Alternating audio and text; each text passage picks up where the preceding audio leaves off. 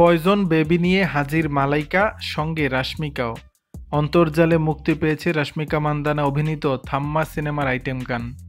Poison baby শিরোনামের এই গান ভিডিওতে উদ্দাম নাচে মাতাতে দেখা গেছে 52 বছর বয়সী মালাইকা অরোরাকে। গানের কথা লিখেছেন অমিতাভ ভট্টাচার্য, এতে কণ্ঠ দিয়েছেন জেসমিন, শচীন এবং দিব্যা কুমার। অন্তর্জালে আসার পরই তা নিয়ে চলছে আলোচনা।